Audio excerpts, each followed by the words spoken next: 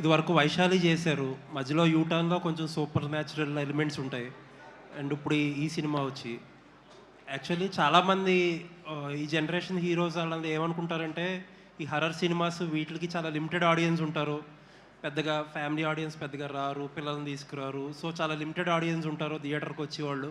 Appreciation వస్తది గానీ, దానికి తగ్గ బాక్స్ ఆఫీస్ రిజల్ట్ రాదు అని ఒక ఒపీనియన్ ఉంటది వీటికి.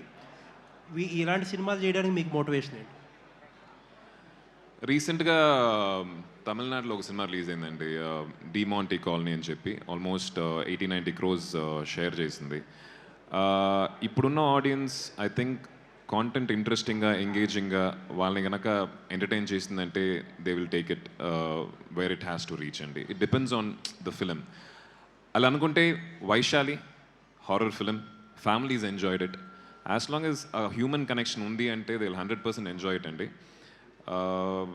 నాకు అదే నేను ఇందాక మాట్లాడుతున్నప్పుడు చెప్పినట్టు హారర్ అంటే మా ఫ్రెండ్స్ కూడా మీరు చెప్పినట్టు హారర్ ఎందుకు అనే ఒక కామన్ ఒక క్వశ్చన్ వచ్చింది. బట్ ఐ థింక్ సినిమా చూసిన తర్వాత మీకు అర్థం అవుద్ది ఎందుకు ఈ హారర్ అని చెప్పి. మేకింగ్ వాల్యూస్ కావచ్చు, పర్ఫార్మెన్స్ వాల్యూస్ కావచ్చు, ప్లస్ సినిమా చూసేప్పుడు ఇందాక నాని గారు చెప్పినట్టు ఒక చోట ఆయన కంట్లో నీళ్ళు వచ్చినాయని చెప్పారు. సో ఒక హారర్ ఫిల్మ్ మనల్ని అంత కనెక్ట్ చేస్తుందంటే ఐ థింక్ ఇట్స్ మన జానర్ని మర్చిపోయి ఇట్స్ అ గుడ్ ఫిల్మ్ అని చెప్పి చూడటం మొదలెడతాం.